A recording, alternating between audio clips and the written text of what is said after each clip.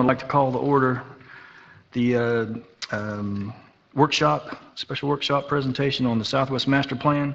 Roll call, Madam Clerk. Councilman Maldonado. Here. Councilman Williams. Here. Councilman Roth. Here. Mayor Porter. Here. So the one item is the presentation on tab 1. Joe, do we want to refer to you, Mr. Williams? Did you go ahead, Mr. Williams? Thank you so much, Mayor, and to my colleagues who are here today, and to those that have been following this plan since its inception. At times, the plan I believe that the Southwest Master Plan had an intent in its intent of its purpose at the time in redeveloping the Southwest neighborhood. But at some point, it has become a stagnant roadblock for potential growth within the area, and I think we need to kind of revisit it today, and this workshop will help us to really navigate through some of the problematic situations when it comes down to being more engaged with the Southwest Neighborhood Master Plan, and also being more engaged with how do we stimulate development within that area of growth and development, and how do we really kind of fix the plan in its entirety, not throw the plan entirely out, because a lot of time, as you know, Mayor Porter, was spent into this, a lot of resources were spent into this. But as the city has grown over the years, there are many examples where we've had to come back and augment this plan.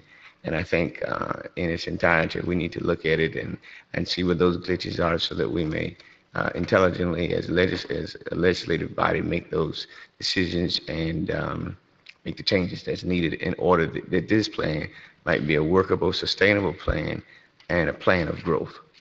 So that's really what my vision of this workshop, and then to also receive feedback from my colleagues who have probably had some concerns within the area that need to be also lifted up in this sunshine setting. Thank you, Mayor. Yes, sir. Thank you, Mr. Williams. You know, it has taken a long time for this plan to be unfolded, if you want to call it. And I hear a little bit of problems. I don't hear like throw the baby in the bathwater out, as we were talking about. But I guess the question would be is, I mean, I don't have myself tonight any specific point by point. I know over a 5-year period of time, people have maybe come forward and said they had a particular problem with this particular portion of the plan. But I haven't, I mean, obviously, let me ask a question to you, Joe, I guess at the same time. We have moved through the plan with variances as well, right? We've allowed some of these aspects of the plan to be varied out as development. Yes, sir. There have been a number of variances for a number of applications that have come through. So yes. So I guess the point of the question is, I mean, it's not really fair to ask you, because there is. I'm trying to find out, is there a reoccurring issue in the plan? Does anybody know of a reoccurring issue that consistently comes up that has basically put development aside? Mr. Williams? Yeah. Mayor, there are many different issues. One has been the expansion of existing sites, such as businesses within the Southwest. It cannot expand because of the way the plan is written. So, for instance, there could be a funeral home, for instance, that could not expand because it was a non-conforming use. And so with that, that stopped prevention of growth for that particular business owner who wanted to reinvest into the area to bring up the tax revenue. And so that's one part of it. The other part of it is that sometimes we find there are many different overlays within the plan that when people come to try and build or do something, it's a very stagnated process by which they have issues with because how the plan is written. And I believe that, there are many different applicants over the time, and every time we've just adjusted it, and it seems like we adjusted it for one person. And, that's not, I don't believe that's fair. I think when we look at it, and hopefully from development services, they can really weigh in on it before we look at asking persons from the community to weigh in. And perhaps my colleagues here can weigh in on some of this if they have experienced many calls that I have experienced about how do I grow within the area when some of the things I'm trying to do I can't do because of the way the plan is written. And I think the plan itself, back then, before the market came to be in existence, as the CRA was collecting property to do buildings and do things, that, of course, that market has fallen within that area. And we've seen most of the development, most on the east side. And for instance, we've referred to the shotgun properties. We've had persons with interested development to come in, but there's going to be traffic issues. That, what can we do with that? All of that is part of, to me, the conversation tonight. How do we move forward with that? Of persons interested in doing things there. We promised the people at some point in time that we would deliver and build something on that site or find a public-private partnership person to come in. We've had certain persons to be entertained, but because of our process, nothing negative on the administration, but because that's not on the forefront of the agenda, it's kind of been pushed back. For instance, we've had issues with some development that was trying to take place over off Redland Road and where the Family Dollar is. We had issues with that. We had certain issues with different things. I can just go on litany of things, but I want the development service or my colleagues to really weigh in on some of the issues that they may have come by that may have been stagnated or growth for development in the Southwest. Because all of it, we're all elected as citywide persons. We represent areas, but then at the same time we represent the people. And so we want to really kind of get to an end here where we can correct the entire plan. And I don't know how much time that looks like over the next couple of years. So what that would look like as it unfolds. And I do remember one of the first issues that came out of this was Blaylock Oil. They were, through this plan, put into a non-conforming use category, and when unleaded gas or a particular version of gas needed to be added to their portfolio, because when it left the planning department and goes to the building department, it's not allowed to expand because it's a non-conforming use. So I understand what you're talking about with regards to that, and that had to be taken care of. I don't know how many more of those, situations are in the plan, but that was a significant thing that was promised early on, where when we instituted the plan, we promised that it wouldn't negatively affect people's ability to grow their business. And then the first thing that happened was the Blaylock Oil circumstance. Obviously, has nothing to do with anything that this staff has done. This was a policy decision that was made many years ago that obviously I think we're, as council trying to take a look at right now. So, Mr. Maldonado, Mr. Williams, Mr. Roth, do you have anything that you want to add at this particular time? Mr. Roth, Mr. Maldonado? Thank you, Mayor. I understand what you guys are talking about in the sense that we could look back, and even here in Homestead, right here in this area that we're right across the street, where before there was some residential property there, there was a lot of changes put in place, and obviously no more residential there, and it was supposed to be all business, and that never occurred. And so what you have is just this area that's unused because it doesn't fit, maybe what the city really needs and the direction where the city needs to go.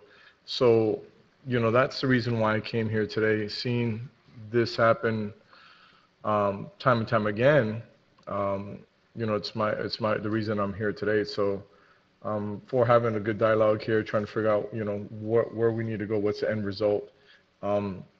One of the questions, I mean, I had in my head was this plan, um, how long ago was this master plan, done? When was the date when this was completed? I believe it was originally done in 2009. Did it start then, or was it something that was ongoing, or talks from other councils from the past? I don't know the history of it. At that point in time, I got here in 2011 and started to deal with it then, but I believe it was originally approved in '09 and probably took a year or more to get approved from when it was started, probably in '08 or '07. So it's a And are there decade any old. minutes and notes and feedback from the community when this was being implemented at all? Do you know if we have anything in reference to that? We would have to look for that. I think that could help at least, shed some light on how we got here and what was the rationale, what was the community's input, if any. I think it's helpful, because if we don't have any input, then that's obviously would be a concern for me. Okay, and so part of that, anyone else have any history? And Mr. Williams, is there anything else that? Let me get Mr. Roth before, or anything else, sir? Yeah, you're good. Well, let me say, there was a lot of public input at the time. I remember it was years of dialogue on this that went for a long, long time. Anything else, sir? Oh, I'd just like to see those maybe. We'll pull it up. All right. Paperwork. Mr. Roth? Thank you, Mayor. I have a lot of questions. I really wanted to sit here and listen to the discussion and some debate first before I started going into what our goals or our objectives may be in reconforming what the Southwest Master Plan should look like. So I'll reserve my stuff because I have a lot of questions about the master plan as written today, and some questions about specific topics and other things, and I don't want to go into that yet until I've heard what maybe the solutions are, what the possible corrections are, what action we may want to take. When businesses can't expand, to me that's a problem, because they may look to leave the area so they can expand their business as well. There hasn't been really anything built in the southwest section new in I don't know how many years. And I think a lot of it had to do with the moratorium on the sewer system. We couldn't add any residential properties over there. The Family Dollar had to put a septic system in order for them to open up. So I think that's also going to play into this. Now that the sewer system is being upgraded and we can actually connect to it, that will help keeping some of the developers' costs down so they don't have to expend money at the beginning to put septic in and then pay again to hook up to sewer systems. So I really wanted to hear some of the comments and the concerns, and maybe begin to form a helpful and constructive plan that would entice developers and investors to come into the southwest area. I mean, obviously there's, you hear the stories, kids who've grown up in the southwest section, they go off, get educated, and want to come back to the area. They can't go back into their neighborhood because they don't want to, there's no housing for them there. There's nothing new, there's nothing modern. And there's a lot of things to look at in the southwest section as far as, redevelopment. So there's a lot of old buildings over there. There's, if you travel up and down, 4th Street, there's abandoned buildings. There's, things that I'm sure that code is aware of, and that would help keep the neighborhood's aesthetics up. There's just a lot of things in that southwest section that do need some attention, but I think there's a great opportunity now that the sewer system is back in place or is being upgraded, and development can take place, that there's room for housing, there's room for mixed use stuff, and I think some of this original plan had mixed use in it. And I mean, it's kind of nice, but I don't know that it works. And I'd be curious to know how many people have actually come to the development services and actually said, hey, I want to build something in the southwest section in recent years. Has anybody come? We've had about 30 applications since 2009. since 2009. Mhm. And then if you compare the southwest section to the rest of the city, when it comes to inquiries about building, I mean, obviously you see what's happened on the east side, and you see what's still happening on the east side with all the housing that's being developed now in the Oasis area and out east. If you haven't driven out there lately, I mean, they're building a small city out there. There's a lot of residential properties that are being built out there, so, and I think there's some marketing that can be done too to attract people to the area in the southwest section I mean, the parking garage is in the southwest section, I believe. You know, all that new stuff is in the southwest section, so. So there's a lot of potential for the southwest section. I just think we have to figure out what's wrong, what needs to be fixed, how we fix it, and then we can begin to redevelop that area.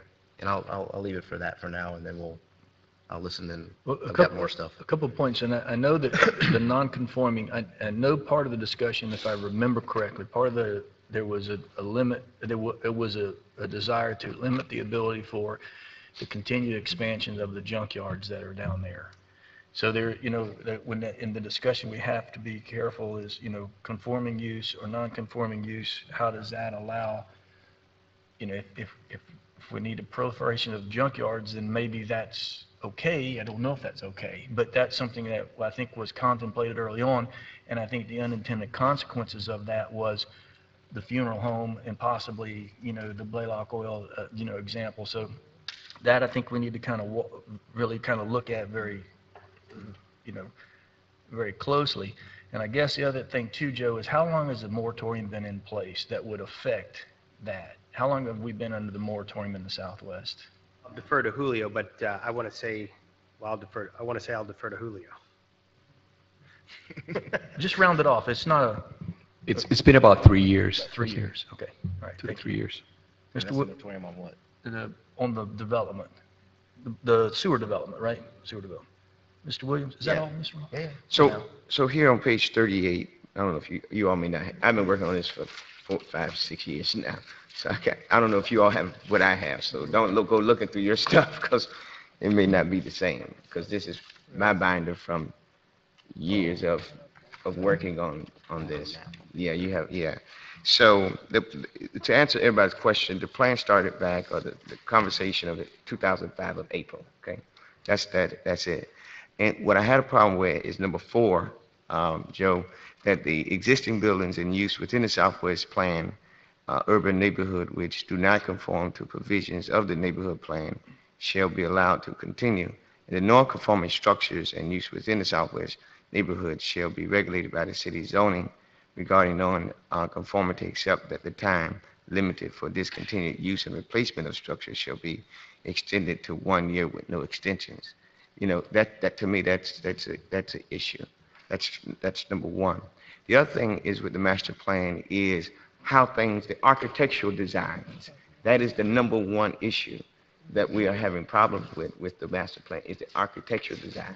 The way they structured the plan was that they had to build certain ways back. I can remember when we were looking at 7-Eleven on the corner of US 1 and Lucy Street. We had to do, I don't know, Joe, if you remember that issue that we had to do, and all the jumps the loops we had to jump through. And we almost lost that business, and that was a vacant building for a long time. Now there's a dentist's office there, and there's a 7-Eleven. So, you know, so there are people who want to, you know, do things. So how it's designed, the way the frontage has to be, all of that is an obstruction of growth and development. Maybe that in the intent, and most of their plan they got from Bradenton, most of their plan they got from Atlanta. It's like they had a collage of things they breathed together to say, this is what we want to, but we don't have the systemics and the economics. Let me just give you all a few tidbits here about the area, just in case we may not be aware. 38% of the Southwest is in poverty. Which means the median income is less than below what the federal guidelines are. And I think that's a huge point of clarity of being able to provide sustainable, affordable housing within that area, because it's the systemics and the aesthetics of the area is what the problem is. Now, what my vision of what the CRA was created to do in its invention years ago was to get rid of those blighted, those buildings that bring that systemic and you know, that darkness of doom and gloom, especially around our school areas. You know, those areas that should be safe. You know, I think we need more attention in that of just, I mean, we've got all the information we need to just tear those buildings down. And what I like to suggest is that as we are, doing demolition, George, with all these other buildings that we're doing to get what we need to have done, if we can put some expediency on the buildings that are in the southwest neighborhood area to have them demolition and done with, it'll really kind of clean up some of the aesthetics of the community. You know, that I would say that will be number two of what we need to really kind of look at. That would keep down crime. When we knocked down the old FICO Williams apartment building, you know, that was drug infested, that created poverty, that created a lot of violence and just a lot of things that we could have probably curtailed from that. In July 1994, the Joint Land Committee prepared a Southwest Neighborhood Master Plan for coalition of Homestead neighborhood groups. The goal of the plan was to create affordable housing. That was the number one objective, was to create affordable housing. We've not done that. The plan has not created affordable housing. It also jobs and establishing a viable commercial district. We're doing that, I think, within what we're doing now with downtown. 4th Street is not going to be the same 4th Street that people grew up on. I think the community is going to have to kind of grapple with that, and they're going to have to shift their thinking 2 streets over or 3 streets down from 4th Street. And the new 4th Street will be what we're doing with Showbiz and the bowling alley. And that's what we're putting our attentions on. And so to create jobs, establish viable commercial district for the neighborhood. And it's important key that the key issues outlined in the plan will be reiterated and compared to current conditions to better understand what specifically housing, we're going back to housing. Housing is a key thing. We keep going back down. I as a resident of the Southwest, can't move in anything nice because there's nothing over there nice for me to move in. I make too much money to go to the other areas because I'm not below poverty. God, thank you, God, appreciate that. But I don't meet the requirements. So I'm stuck in an area of living because I don't have anything to choose from. Okay, and I love the area. It has a lot of potential, and I'm not willing to move from that because I think as much as we're doing to create systemic growth in the area, just needs to shift to the housing analysis. Number one, the comparison plan estimate indicates that 2,084 general housing units will be required during 2000 to 2005 period to accommodate the city's housing needs, and an additional 1,800 units will be required to accommodate the needs of 2005 to 2010. We hadn't even created one unit yet, so I don't know how that's going to happen. So you can see how far back we are with this plan. And I hope persons who are listening in the audience feel and understand where we are as relate to this. And it may seem like I'm on my soapbox, but I am, because I've been waiting a while for this. Let me just, Mayor, if I may continue. Yes, sir, go ahead. The recommendations were at that time was to emphasize the South, to develop an active neighborhood ownership association to organize and manage housing development. The key thing is comeback housing. Number 5 of the plan on page 76, for you want to pull it up on your laptops or so, is to develop appropriate zoning and land use districts for the neighborhood, eliminating the existence of spot zoning condition, which encourage a poorly planned mix of building density and use. referred to the provision study done in the Southwest neighborhood Southwest, such as the HERO in 1994, which is what we call the CRA today, the empowerment zone back then, to establish various buildings to, such as living, working, townhomes. And I think I brought forth to this August body affordable housing or workforce housing for the shotgun property. It was a very valuable, and the dollars were there. We just needed to commit the land and do some other things that we could have done. But of course, we did not want to, and I heard, I left out of here down, but left out of here encouraged at the same time because I heard feedback, and one of the feedbacks were we did not want to create a project, and we wanted to control what went over there as elderly or veteran housing, and part of that in the Southwest Master Plan talks about market analysis during that time. And I think, you know, when you really, I'm sorry, I'm deep into this thing because it's my area, is promoting affordable housing opportunity. Let me give you this, and then I will relinquish the floor, ma'am. The economic profiles of the city residents, or the economic profile for residents living within the city reflects an average household income at that time of $37,327, a growth of 3.01% from 2000. However, 28% of the residents are, I misspoke, the last I said 38, 28% of the residents are below poverty, while 31% have annual incomes of 50,000. Of 11,747 total households at this time, the U.S. Census report that the median house value at that time was 100,000. Well, we know inflation happened with that, and there's no 100,000 there anymore. And so the occupancy of the rental housing component appears to be, this is what the market demand at the time with this plan.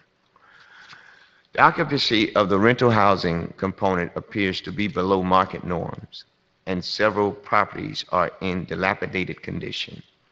Single-family residential properties are generally owned, occupied. Several homes could be better maintained. The ratio of vacant lots undeveloped within the study area indicates that the area has been bypassed.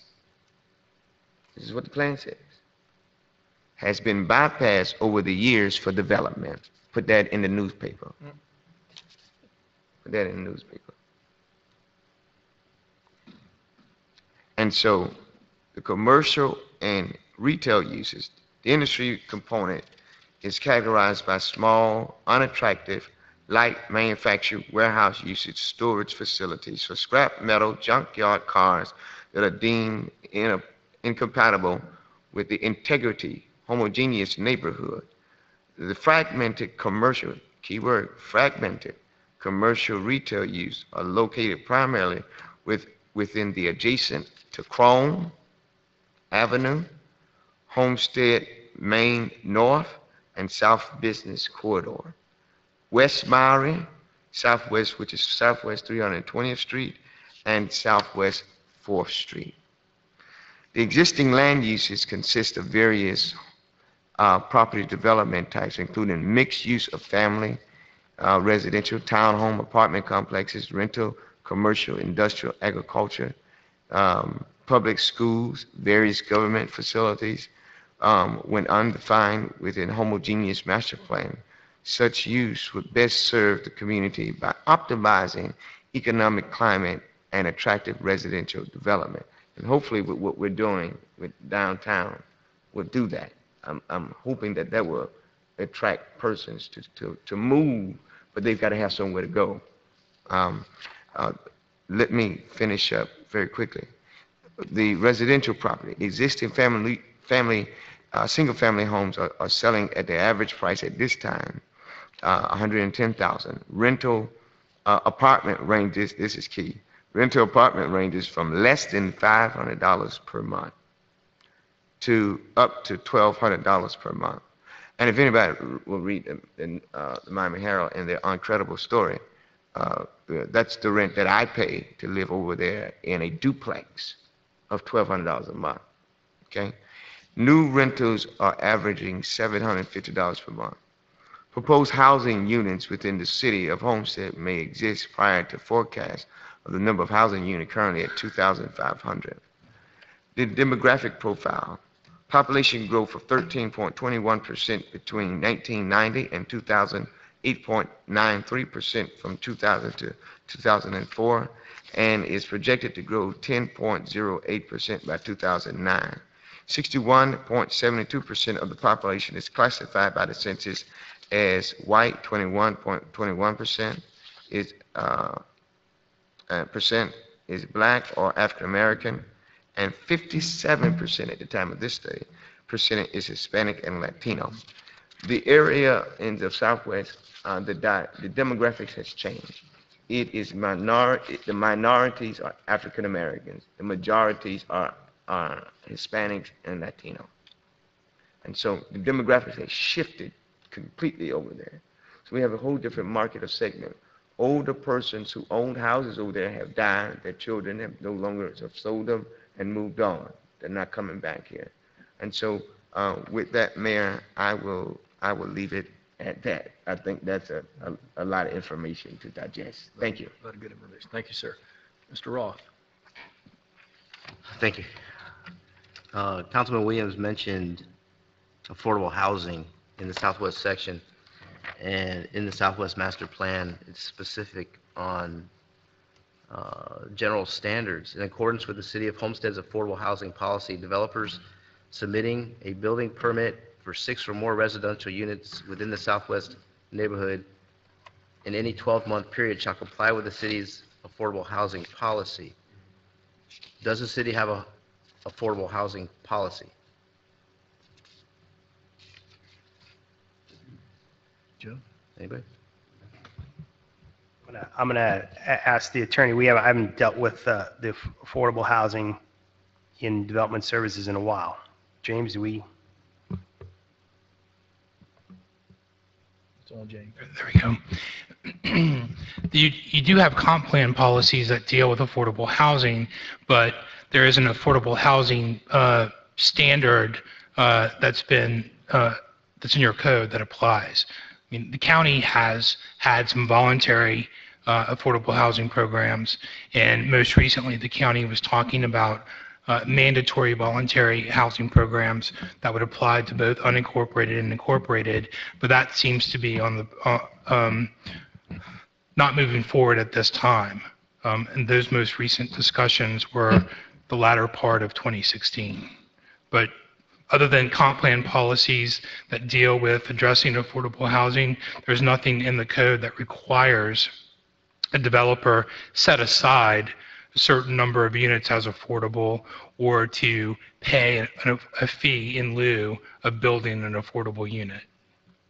So the answer is no? So the answer would be no. Okay. So is that something we have to develop in order to enforce this? Is an affordable housing policy? Where are you? It's page 11, paragraph 4. If you, as policymakers, you all would have to establish legislation or rules, an affordable housing program, develop it that would apply to new development coming in. So let me ask this question. Back in 1992 and 3 and 4, when they built all that affordable housing, subsidized housing on East Maury, and I'm sure nobody in here knows how that took place or when that took, or why it took place, we wouldn't have had an affordable housing policy in place for those developers. They just came and built and put their stuff here in Homestead and then left. I'm sure, I mean, that's an old project. That was right after Hurricane Andrew, when they dumped all that affordable government subsidized housing on the east side of Maury. So I guess that's one thing that's going to come out of this, is we're going to develop a affordable housing policy so that when they come and they read this line and they ask us, well, what is your housing policy? Ooh, we got to fix that now. So that was just one of my questions with that as far as that. But let me ask you a question. But doesn't this require that if a developer comes in and builds a percentage, 100 homes, a percentage of those homes have to be built to set aside for affordable housing? Is that what that's what they were trying to do at the county, correct? There was the county the regulations that were being proposed to the county were a set aside, Right. like a certain percentage. The way that these affordable housing programs work is that usually there's a benchmark. Developer comes in, they're building X number of units, then X number has to be set aside for affordable. If it's a development that is a closed gate community, there's the practicality behind some of this, because if you're in an affordable unit, you're going to have to pay the HOA fees, you're going to have to pay all those other things. So in some instances, the alternative is that you pay an in lieu fee into a housing trust fund, and those monies are used to help build affordable housing and to offset affordable housing. A lot of times there's partnerships with affordable housing developers that'll come in to the cities and seek partnerships. They'll get tax credits. There'll be there's a litany of different menu options that go into the affordable housing programs or mixes. It's just really how you want to set it up, but that's a requirement on future development and developers if they come in that you'll be mandating. The manager was asking. At this time, before the manager, just one quick thing. Mr. Roth, you have the floor. Let me just ask this question. When it comes to the affordable housing, is it applying towards rental properties or is it applying towards home ownership? Because I think home ownership is more important in the southwest section than more rental communities over there. Although maybe we start with rental, but people take pride when they own. And I think it would do the southwest section better to figure out if it's going to be affordable housing policies for ownership or for rentals for the future, because, as I said, home ownership creates some pride, and people take pride in it when they own a home versus, rental properties. So I'll yield for now. Okay. Mr. Williams, and then the manager. Mr. Mayor. Yeah, you're absolutely right, and maybe there could be a hybrid, policy that will create, that will be able to bring that out of it. And one of the points that you make, we have a potential developer that may be coming in currently within the area, the deferred application, how would this apply to them if it's in the southwest area within the master plan? Those are the kind of things that as we consider these projects within the southwest area, how do we put their feet to the fire to kind of mandate something that we don't have in place yet? So I just wanted to highlight that. Thank you. Sir. Mr. Manager. Couple of things. I just wanted to offer some thoughts here and maybe some options for you to consider. This master plan doesn't surprise me in that cities tend to repeat history and they're cyclical. And you have to also, when you try to do the forensics on why does the document exist, you look at the time frame and what was going on at the time. And this kind of a master plan in lower income areas all over the country starts with, usually there's a building boom, and the higher income areas start seeing nice things develop over time. And then somebody says, why can't we have nice things in my neighborhood too? And neighborhood activists get together and they say, let's do a master plan and try to develop some of the same standards they have to A, encourage development, and B, to have the nice things both develop on the development side and also on the aesthetic side. So for example, in this plan, it talks about you can't have a soda machine outside of a structure. So that's governing aesthetics, because somebody decided, hey, in the richer areas, they don't allow soda machines on the outside, and we don't want that either. In some of the richer areas, they don't have junky-looking swales, whereas in our neighborhood, we have junky-looking swales. So what can we do to improve the aesthetic? And I can tell you, historic Sistrunk Boulevard in Fort Lauderdale, where it has a rich African-American history. All of the neighborhood activists were in a bus. We were driving around, and everybody was pointing out the same things, that why do the rich neighborhoods have this and the poor neighborhoods don't have that? Why don't we demand the same kind of standards we would demand in a rich neighborhood? Don't we deserve the same thing? And generally, as you think of Atlanta, which you saw some of the elements here, it's the same cycle, which is, okay, so now development is in demand, money, people are spending money in development. Now's the time to start putting the regulations in place that we want in order to get the same things in our neighborhoods that some of the nicer areas have. So as you look at this plan, and I can go through a bunch of things in here that I don't like either, I can tell you, if I had a bet, although I haven't seen any of the legislative history, I think it probably started with, why can't we make the neighborhood that has lower income people not as nice as some of the areas that are developing? And I could be totally wrong, but if it's not, that didn't happen here. There's a bunch of other plans like this in other cities that's where it started. And then what happens, which I think is likely here as well, is the economy crashed. And so all of a sudden now, you've got blocks of time that there's no development anywhere. And in fact, our housing market was one of the worst in the country, where housing values dropped by more than 50%. Which in some cities creates a catastrophic environment. Luckily for Homestead, somehow you were all able to just maneuver through that problem and bide some time. We're still about 50% lower than we were, maybe 45%, but we got a lot of climbing to do. But we are seeing on the east side of town, we're starting to see more investment coming in. And as far as the whole question of what are you doing for the Southwest, we have had this conversation before. That's why you all agreed to get your booth together and go over to the national level and try to start attracting people. But you got to start somewhere, because if you start in the hardest place to develop, you're less likely to get anything. So as you look at the Southwest, what's the easiest place? Well, on the corner in the main downtown that's got some sort of economic viability by the busway, you start someplace and then hope for a halo effect. Now, why do I mention this? Because I think as we all look at this and are bewildered about the plan, it seems to me like there's some sort of consensus for the idea of it's kind of outdated. This is sort of like looking at the architectural plans for a Blockbuster Video. There's no more VHS cassettes, so it doesn't really make sense to have some of these things in here. Typically what cities do, and 10 years plus have gone past since people started talking about this.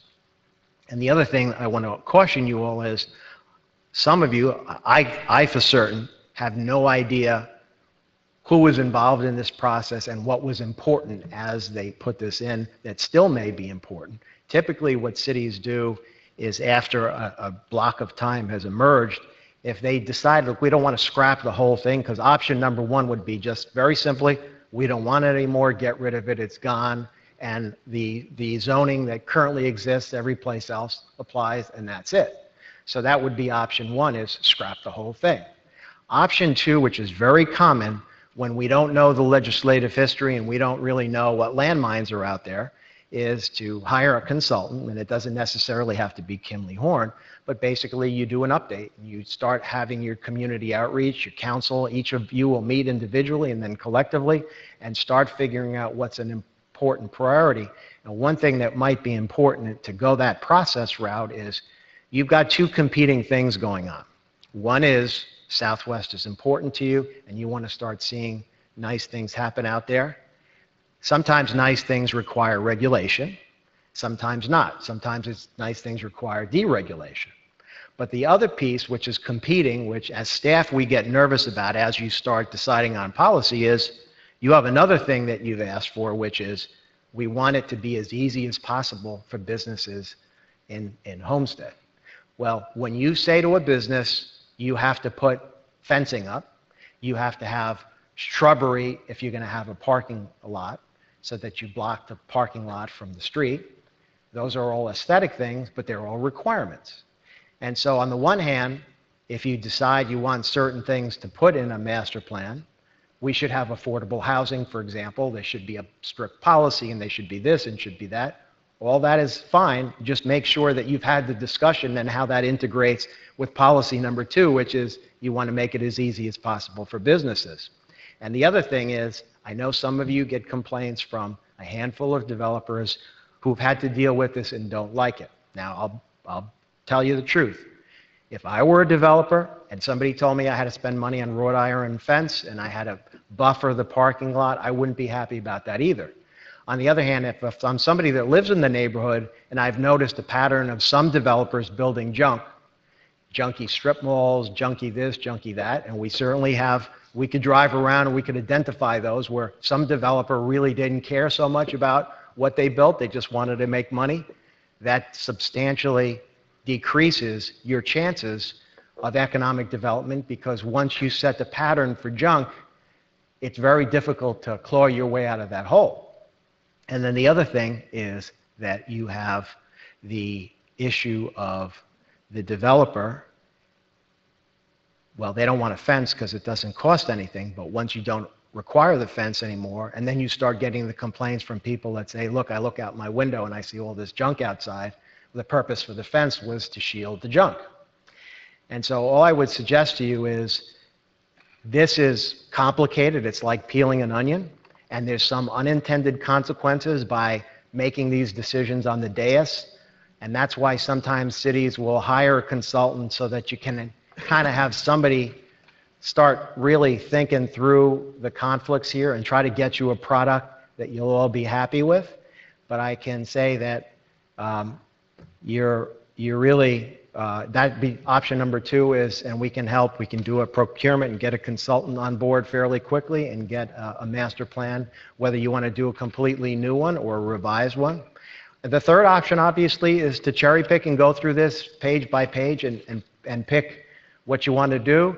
I would just say what we can, as staff, tell you is what some of the unintended consequences might be of doing that. And then finally, the conflict between neighborhood quality of life and developer friendly is the kind of thing that, you know, Joe and I have this constant discussion about. Would you allow this in Pinecrest? Okay, would you allow the Statue of Liberty guy waving on Campbell in front of the tax processing place? Joe says no, in Pinecrest they wouldn't allow that. You all as a group need to start deciding, where do you want to be 5, 10, 15 years from now in terms of the aesthetic of the city. And I think you do see a big difference when we had the conversation about signage and the sign ordinances. Do you want to be like Florida City, where you have these 20, 30-foot poles with a sign at the top? Or do you want to regulate signage? And those are all pure policy questions, but they're very complicated, and there's always the unintended consequence, because as you place more and more restrictions, by definition, having a master plan, a Southwest master plan, means already you've made it more complicated for a developer, because now you're asking them to do more things than they would have to do in other places in the city. So all of that and by the way, if you're comfortable going through that process with the Southwest master plan, my guess is it's also going to help us as staff try to figure out what in our existing ordinances do we have citywide that were placed there for aesthetic reasons that cause developers issues that you don't care about anymore. Because in 2009, it was a different council. They were looking at things in a different way, and times have changed. And so that's my 2 cents worth for what it is. 3 options for you. Maybe there's more, but I thought I'd at least throw something on the table for you to consider. One thing that I think we need to consider as well, and it's come up half a dozen times, but the older portion of Homestead, which has a lot of the special use permits, as we call them, Joe, but they're under a rule or a law that no longer exists.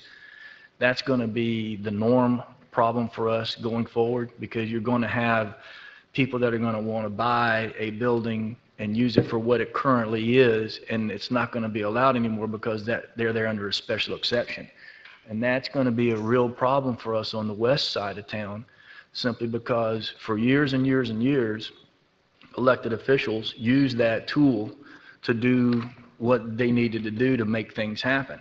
So I think that's going to be a real problem in conjunction with the master plan, and inside this master plan, you're going to have that same problem as well, because I've already had 5 or 6 circumstances where it's come in front of me personally. I don't know how many of the other council people have had it happen to them, but we're going to have a problem. We already have a problem, but it's going to be a bigger problem simply because of the age and the process that old Homestead has been through, which no longer is allowed to happen anymore under the new rule. You know exactly what I'm talking about. So I don't know, I know that, in the past when you take this big of a bite at a problem, the unintended consequences sometimes are catastrophic. And we found that out in this plan because we looked at this plan for years as a planning tool, but it never got overlaid to the building side of the house. And that's where I think if the consensus was to work with a consultant, get them to look and see if there's an instance in this plan that causes something to trigger in the development side. That's where the unintended consequences come up with. It would be scary for me because planning doesn't necessarily communicate with building all the time. Correct me if I'm wrong.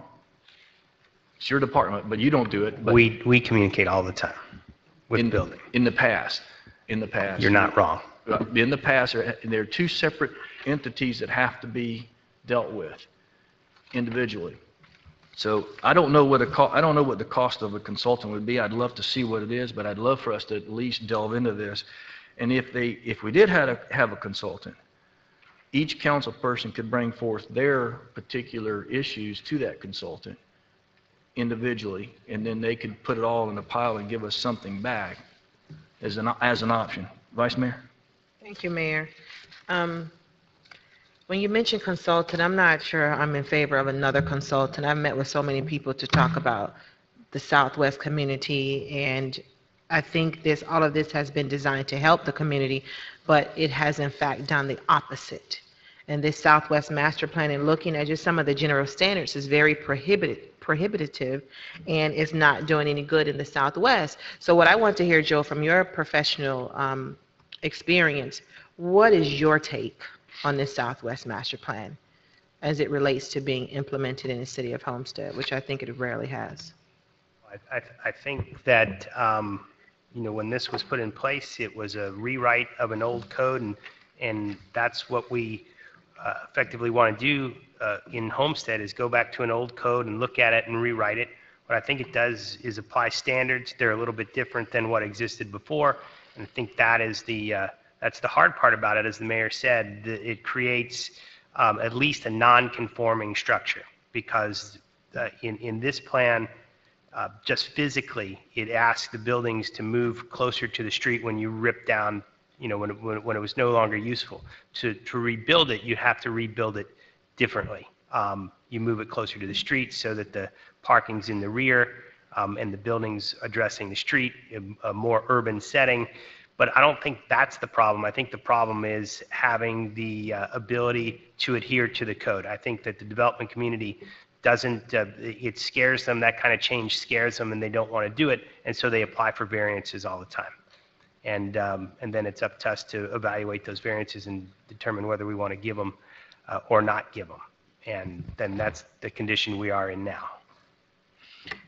Councilman Williams, considering your extensive research on this area and the fact that you are the face of the Southwest community, how do you think we should proceed with this? Because I'm not interested in talking to another consultant.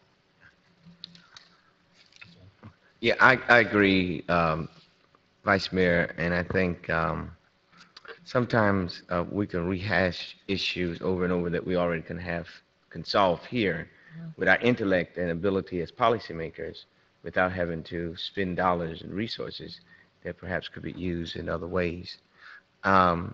I think I'm in a little bit disagreement with what Joe has just said a little bit, just the last part of some of the developers don't want to do certain things. I think we need to look at the architectural style. For sure.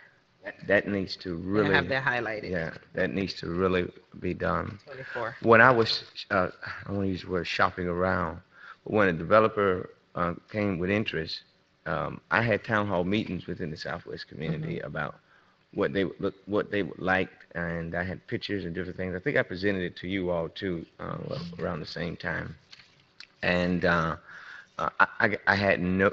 It was like the questions were, well, when would this happen? You know, could it happen? And you know, getting feedback from the community and the residents over there has been there. You know, there's no hope, no viability, and it reflects in the schools. It reflects in the residents over there, and I think that we can go through this, and each one of us could pull out that which does not frighten staff, um, but can find a hybrid way of dealing with some of the systemic issues that the plan has done.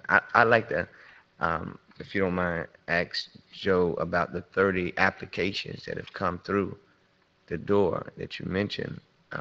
What kind of what was it? What kind of businesses? What was that? What came to the Southwest in these applications? I'll have to go pull the spreadsheets and get that answer to you, but typically they were things like the 7-Eleven or administrative site plan reviews, special exceptions, and those types of things. So for the specific nature. There's your spreadsheet right there. There we go. Good staff you got, I tell you. Great. Keep you employed. We have things, you've got this, I'm looking at applicants and I'm trying to figure out what the exact use was. Special exception for a junkyard, certificate of use for a variance for the 7-Eleven, changes of use, special excepting for a recycling facility, special exception for a recycling transfer facility, variances for scrap metal, variances for 7-Eleven, permit on setbacks for the funeral home, variances for a smaller parcel on the Family Dollar store, variances for fences on the milling and repaving, a variance for fences on a truck storage lot, junkyard. So basically, you answered my question, is that, and the other part of the component of Southwest Master Plan is there's a lot of industrial part of that plan. And that's a whole nother component that, you know, we just need to put a halt to with, you know, trying to expand that. I think we have enough in that area. And I think that we can, you know, with some of the things that he has read already, you know, there's not been any interest in residential, you know, and I think that's what, at least for the shotgun property, at least, to be able to entertain something within that site that has a continual use of land and to give some kind of staple, flagship, perhaps, that will perhaps maybe spur excitement and energy in that area. It's just depressing to go through and know that there's nothing happening. So my question is, if this plan was designed to increase affordable housing and to guide the development of the compact pedestrian-friendly mixed-use developments, outside of that 3-year moratorium that probably turned some people away, what else can we attribute to the lack of interest or not enough interest and excitement into the Southwest? Is it the plan that was designed to help? I think the plan was great in this.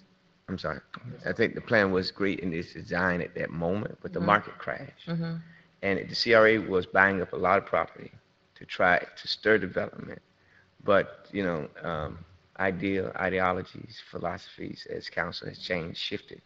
And so, we're back at square one to figure that out. We really are, and I think that's the better answer I can give to this collegiate body is that we're at square one. We have something, a document that prohibits things, but it can be tweaked and worked in a framework that could perhaps give some viability to it. And hopefully, with what we have invested within what we're doing now, with the entertainment complex and the cyber library and all of that, I'm hoping that will also bring some viability back and ownership of the area. And that's what maybe the word I'm looking for, ownership of the area. Yeah. So it took us a long time to get here, to have this workshop to discuss the Southwest Neighborhood Master Plan.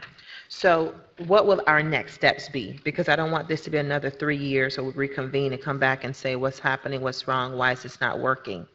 So where do we go from here? What do you suggest, George? I know you had given us 3 options to consider, and a consultant with me, that's out for me. I don't know about my colleagues, but what should our next steps be so that we don't come back 3 years from now talking about this plan again? Well, the first one would be, I gave you 3 options, so Right. maybe when I said 3 options, somebody heard one they didn't like and then said, George is suggesting a consultant. I suggested 3 options. One was scrapping the plan. So if nobody likes this plan and you don't agree with the goals and objectives of the plan, the easiest thing, James, there's nothing that prohibits them from just canceling it out, right? Just stripping it out of the code. There's no prohibition on repealing it. You would repeal it. But remember, this plan is also backed by and implemented by your code. So there's land development regulations that implement the master plan, and there's also the zoning map and the comprehensive plan that match the sub areas in the Southwest master plan. So you can repeal all of that. You can repeal the zoning regs. You can repeal the comprehensive plan regs, provisions, but you need to have something ready to go in its place. Well, the thing in Repeal and its replace. place, James, the replacement would be the existing code. But Whatever you would applies, have to go back and figure out. whatever applies to the What rest would- of the city. Yeah, but I don't disagree with you. I'm just saying the replacement would be whatever staff would have to go back and examine circa early 2000s before this got changed, what the zoning was there. It's probably a combination of various different zoning districts. Well, let me just stop you there, James. I'm not in favor of repealing and replacing anything at this point. We need to have a guide, something in place, so perhaps, as Councilman Williams suggested, we just go through this current plan that we have to kind of perfect it to something that would work. Do you feel comfortable with that, Councilman? Here's what I've identified as a plan of action, that we identified the community and mobilized partners. That's number 1. Number 2 is reclaiming the community, which removing the blighted areas in the community, eliminating destructive activities, clearing streets, alleyways, the main consistent things of cleanup. So that's what I mean by reclaiming the community. I've already coordinated sessions for residents and community organizations over there in the past time, and the next part of it will be phase 3 for me in looking at it is restoring and revitalizing the community. For me, that looks like the vacant and abandoned homes that are occupied, new development, which a lot of it we're trying to do. School buildings being modernized, which we pumped that 700-some thousand with West Homestead. New programs, of course, for youth being established in elderly persons, which we've on the move to try to do that. And also, the other was sustaining the success. Citizen engagement, and agency alignment, and civic input. To me, that capitalized what we need to do in order to, I believe, to energize the community over there. Um, um, and we need to become more aggressive throughout the area. And that's with a lot of, um, you know, finishing the demolition of the buildings that have been on the plan and we've just not done. You know, starting there and then going through the, to answer your question, going through this one by one, page by page, with staff, and taking the things out that does not work, so we don't have all these variances, and then, but we don't also stop growth from happening, and add the component of the housing. The housing is a very important component because there's nothing there for persons to really have accommodations to move and inspire to move over there. So I think we would start with that. It's page by page. Through the mayor, I like I like your thinking, your train of thought, and the phased approach that you've outlined to tackle it before we even get to this. Engaging the community, success, sustainability, all of those efforts I think are great prerequisites to helping to turn the corner and turn the page and to ensure that we create a very vibrant community in the Southwest community.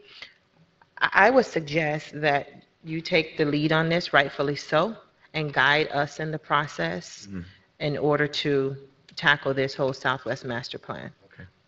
What are your thoughts on that? I have no problem with that. I just need the continued commitment of my colleagues. Absolutely. You know, and that, you know, and I think there are more questions up here from Yes. our colleagues that they have dealt with to be able to also weigh in on it. So, absolutely, most Okay. definitely. Anything else, Vice Mayor? That's it. I release the floor. Mr. Roth? Thank you. Well, you have my commitment, and I can do whatever you need me to do. This is very complicated as you look at it. The Southwest section is divided into so many different uses. You've got industrial, you've got commercial, you've got warehouse, you've got junkyards, you've got some residential, you've got, you know, just a potpourri of things scattered throughout the area. And, you know, as I was looking through the master plan, the regulating plan consists of 8 sub-areas. I don't even know what that means. So I'm in agreement that I don't want to bring a consultant, and I think we know our area better than a consultant would know. They may look at it differently than we do, but I'm committed to helping put together a plan, and it'd be curious to see a legible, readable map, not what we get in these packages, that shows the current zoning throughout the Southwest section the way it's written today. And if we just made this plan go away and brought it back into what the city's overall plan is, how would that change the Southwest Master Plan? Some of the designs that they are requesting in the plan are kind of, what's the word? Key West style, Floridian and Bahamian. So, I mean, I get it. And the other thing is we need to identify what land is available for housing and put together a plan of marketing to developers who aren't even looking at the Southwest section. There's opportunities in that area, and we have to identify those so that it's not like there's vast sprawls of land. There's not 40 acres, I don't think, in the area on one spot to build on. There's a lot of infill building that can go on in there. There's lots that can be built on. You know, so identifying that so we could put together a marketing package as well to attract some developers into the area that would put that housing up and identify it. I mean, the southwest section is pretty big. You know, it goes all the way to the northwest section, to the north, so, and out to US 1 on the east. So there's a lot of, and even across US 1 on the east side.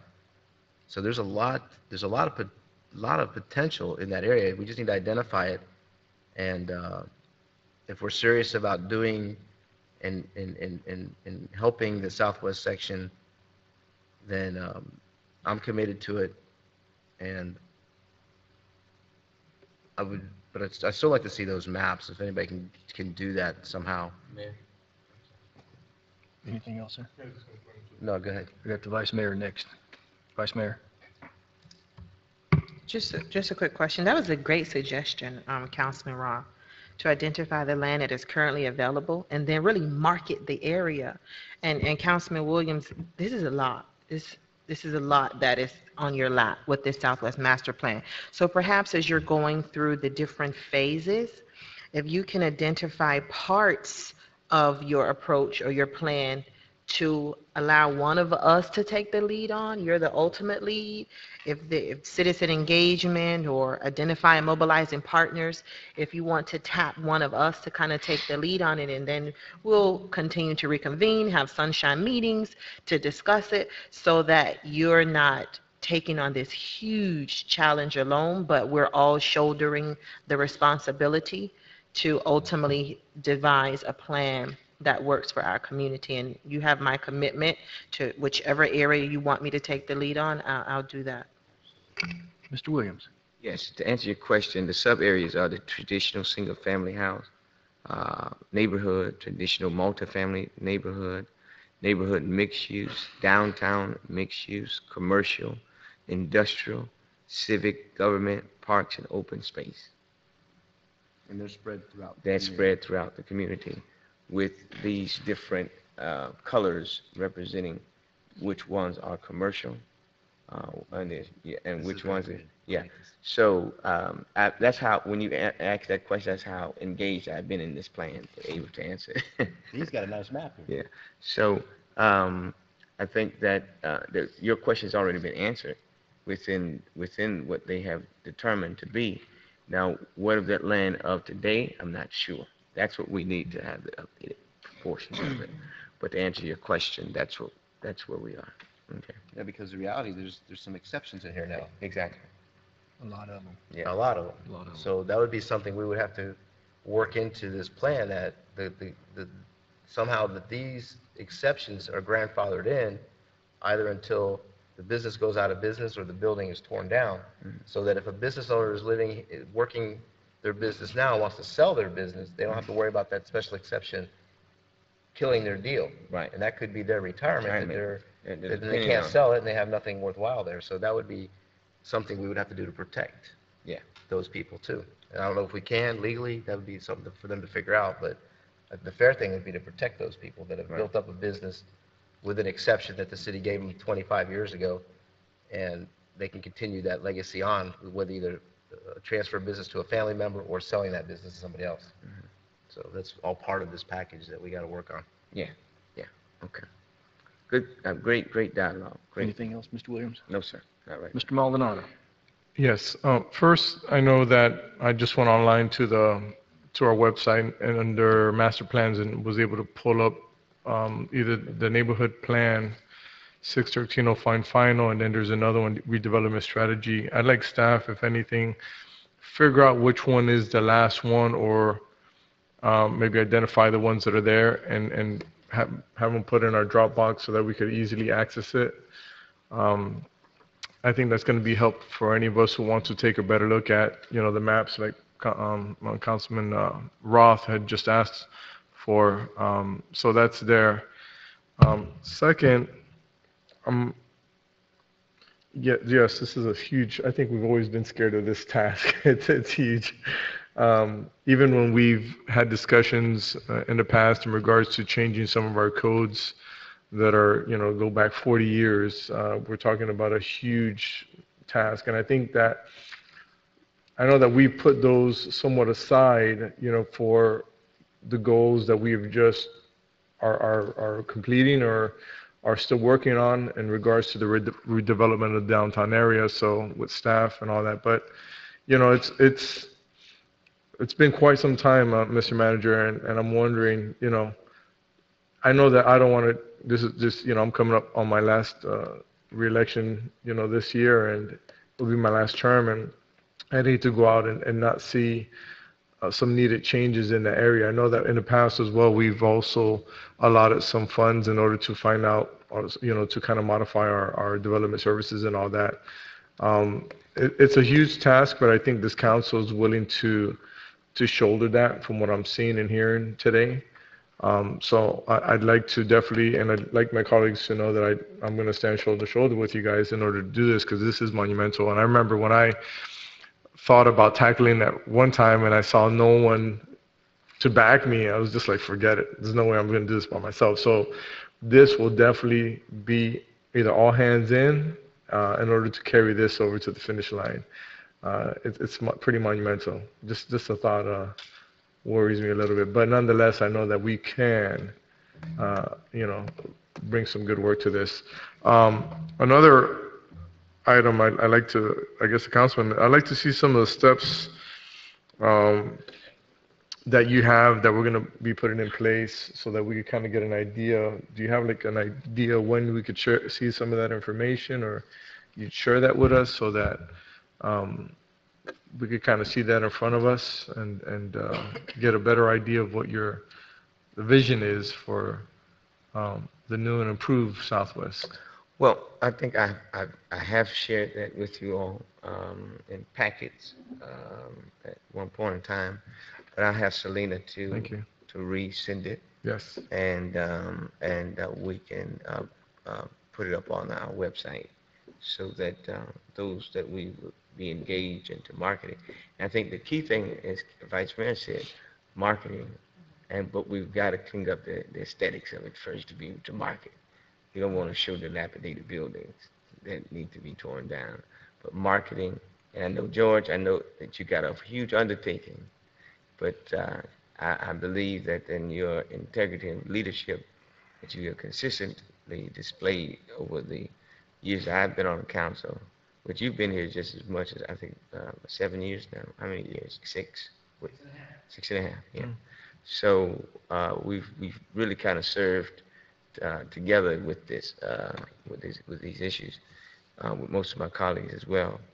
And so I'll have Selena to send out this to everybody so that they will have a copy of it. And then what I like to do in a programmatic approach is those who are gifted in areas that they feel confident in, then me assigning something, because I can assign something and you may not be good at it, but you can say, you know what, I can take on this part. I don't mind. I don't mind doing shared leadership with responsibility of that. And I think that is the way to do it. Okay? That would be my approach, is to, you all would look at it and say, come back and, you know, and say, this is what I'm going to do. And just take it, and then we'll come back and we'll put in all the recipes and the seasoning, and we'll have a good dish. And it'll work for the people and developers and the community. Okay? Mr. Malauulu, anything? That's it for me too. Thank you. Well, I would like to ask the manager and request that the council,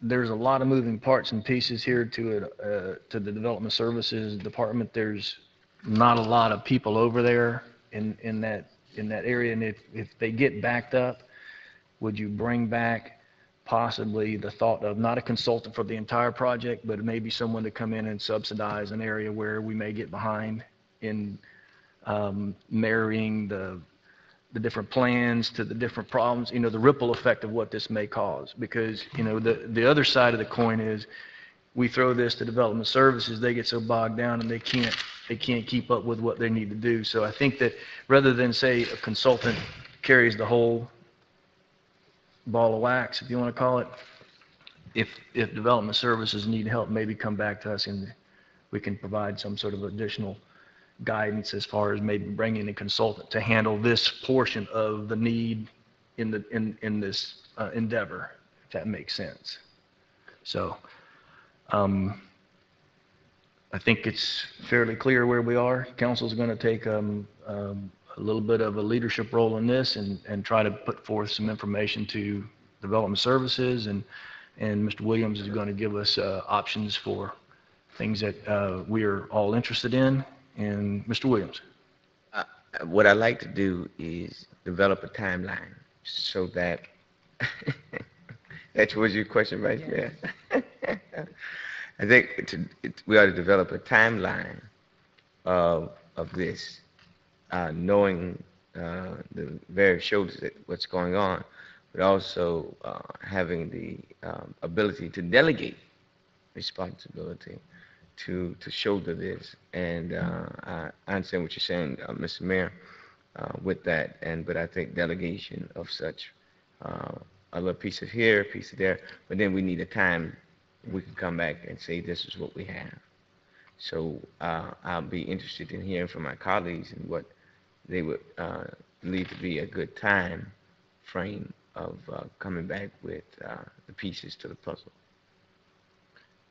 Your intentions were to send out information everybody could review. Yeah, Is that I mean, correct? it's very simplistic of what I put together, but you know, they're just moments of tasks of things. Okay. But even in the plan itself, I think we ought to, as individuals, get into the meat of the whole plan and see what other issues are there, and then come back and then or work with Development Services one-on-one at your schedule to say these are my thoughts, and Development Services can come back and say, well, we've gathered all the thoughts of all the things that we think that we can handle as it relates to the plan to make it palatable for growth and development. And that will be my thoughts on that. All right, sir. Mr. Roth? Thank you. I'll take on the task of identifying the properties. Once I've identified the properties, I'll go with Development Services so we can figure out what can be built on these properties and what the zoning is for those properties so that we know what we can market those properties. And then any vacant land that I find out there will be identified to its use so that we'll know exactly the availability of the vacant land. I'm not going to look at people who own properties with structures on them at this time. Just identify those potential parcels and get them identified for you, and I can do that within 30 days. So, And what I would ask, Mayor, is that we would send it through Development Services and the managers so they can compile all of that, Yeah, I think, and then bring back a document that we can all share in and go from there. I think at the end of the day, it's appropriate to probably send it through the manager. Right. Yeah. That's it. Vice Mayor. I was thinking perhaps to give us time to go through all of the documents and the information that Selena will be forwarding to us. Perhaps at our April 26th council meeting, this can be on as a discussion item where we can report back on the areas that we would like to spearhead, give Councilman Roth time to identify all the properties, and then at that time, we would have had the opportunity to meet with Development Services and talk about areas that we want to work on and items that we would like to address. And then at the April 26th council meeting, I think that'll give us time to be able to have a timeline developed. Okay. Okay. Anything else? Any other discussion? Mr. Manager, anything? Meeting adjourned then. Thank you, sir.